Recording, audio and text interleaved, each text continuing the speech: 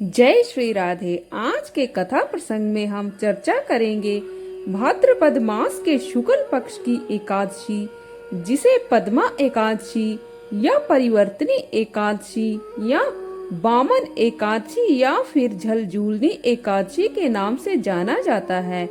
एकादशी की कथा इस प्रकार है। कात्यायन ऋषि जी कहते हैं, यदि विधवा स्त्री एकादशी के दिन एकादशी व्रत न करती हुई रोटी अथवा भात भोजन खाती है, उसका सभी पुण्य नष्ट हो जाता है तथा भ्रगण हत्या अर्थात गर्भनिष्ठ प्राणी हत्या के पाप में लिप्त होना पड़ता है। शास्त्रों का विधान है कि 8 वर्ष की उम्र से लेकर 80 वर्ष उम्र तक सभी मनुष्यों को एकादशी का व्रत करना ही पड़ेगा। इसमें चाहे स्त्री या फिर कोई पुरुष भी क्यों ना हो, चाहे कुंवारी कन्या, विवाहिता अथवा विधवा स्त्री, ब्राह्मण, क्षत्रिय, वैश्य, शूद्र अथवा अंत्यज मनुष्य मात्र के लिए शास्त्रों का निर्देश है। किंतु यदि 4 वर्ष अथवा 3 वर्ष की उम्र का बच्चा अथवा 90 वर्ष या 100 वर्ष उम्र का वृद्ध एकादशी व्रत करना चाहे तो क्या व्रत करने पर उसे पाप लगेगा? नहीं, पाप नहीं लगेगा, उसे महापुण्य का फल मिलेगा, क्योंकि वह बच्चा अथवा वृद्ध दोनों ही अपने शरीर से कमजोर लाचार हैं, फिर भी श्रद्धा के साथ करते हैं तो उन्हें अधिक पुण्य होगा, क्योंकि अनेकों जन्मों के बाद आज उन्हें ज्ञात हुआ कि हमें भगवान की आज्ञा का जरूर पालन करना चाहिए। भगवान को प्रसन्न करने के प्रत्येक कर्म बड़े आदर के साथ करने चाहिए।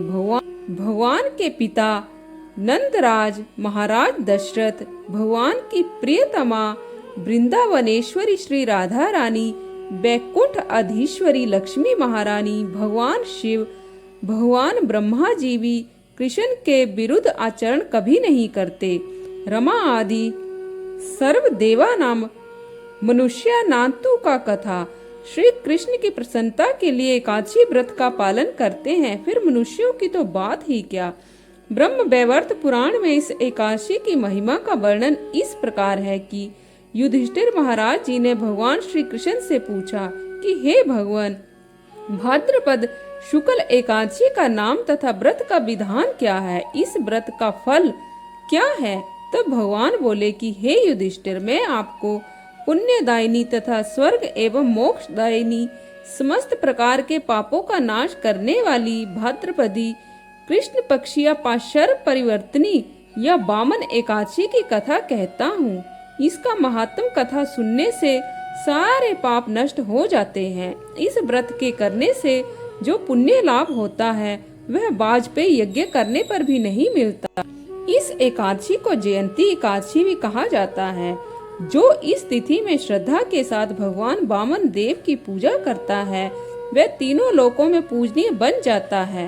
जो कमल नयन भगवान की पूजा कमलों के साथ करता है वह निश्चित ही भगवान के चरणों की प्राप्ति कर लेता है। इस एकादशी में 4 महीने के लिए सोए हुए भगवान श्री हरि पाशर परिवर्तन अर्थात करवट बदलते हैं, इसीलिए इस एकादशी का नाम पाशर परिवर्तनी एकादशी है। युधिष्ठिर महाराज ने कहा, हे जनार्दन, आपकी सारी बातें सुनकर भी मेरे हृदय में कुछ शंका रह गई। हे देवेश, आप कैसे शयन करते हैं और चातुर्मास व्रत करने का क्या विधान है? आपने राजा बलि को क्यों बांधा था? हे भगवान, ये सारी बातें कृपा करके विस्तार से बताइए। भगवान श्री कृष्ण बोले, हे राजन, त्रेता युग में बलि नाम का एक दैत्य मेरा भक्त था। वह नित्य ही मेरी पूजा करता था, अनेकों सत स्तुति मुझे सुनाया करता था, अनेकों विधियों से मेरी पूजा करता था, ब्राह्मणों का समादर व पूजा करता था, बड़े बड़े यज्ञ अनुष्ठान भी करता ही रहता था। किंतु इंद्र से द्वेष करके उसने संपूर्ण स्वर्ग लोक को विजय करके अपने अधीन कर लिया था। तब इंद्र ने सभी देवताओं ऋषियों को साथ लेकर मेरे पास आकर प्रार्थना की, शरणागत हुए। तब उन लोगों की प्रार्थना पर वामन रूप धारण करके बाल ब्रह्मचारी के भेष में राजा बलि की यज्ञ सभा में पहुंचा और बलि से 3 पग जमीन की भिक्षा मांगी। बलि ने केवल 3 पग भूमि तथा मेरे छोटे छोटे पैर देखकर मेरे से और अधिक मांगने का आग्रह किया, किंतु मैं 3 पैर जमीन पर ही अड़ा रहा। विवश होकर राजा बलि ने अपनी रानी विंध्यावली के साथ 3 पग भूमि दान का संकल्प लिया। जमीन लेते समय भगवान वामन से विभु बनकर व्याप्त हो गए और शरीर को विस्तार देते हुए एक ही पैर से नीचे के 7 लोकों को नाप लिया और दूसरे पैर से ऊपर के 7 लोकों को नाप लिया। तीसरे पैर के लिए जमीन मांगने पर राजा बलि अपना सिर मेरे सम्मुख रखकर समर्पित हो गया। तब उस बामन ने अपना तीसरा पैर निकाल कर राजा बलि के सिर पर रखकर उसे अपना दास बना लिया।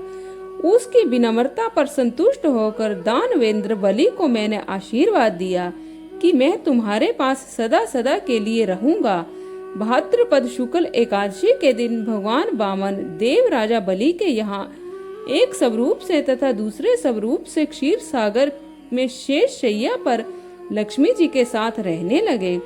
शयन एकादशी से उत्थान एकादशी तक 4 महीने भगवान का शयन काल है। इन 4 महीनों में भगवान श्री कृष्ण की उपासना करनी चाहिए। सभी एकादशियों को बड़ी श्रद्धा से विधि विधान पूर्वक पालन करना चाहिए। इस एकादशी में भगवान अपनी करवट बदलते हैं। इस एकादशी व्रत के पालन से सहस्त्र अश्वमेघ यज्ञ का फल मिलता है। तो आज के लिए बस इतना ही। कल फिर आपसे भेंट होगी। तब तक के लिए जय श्री राधे।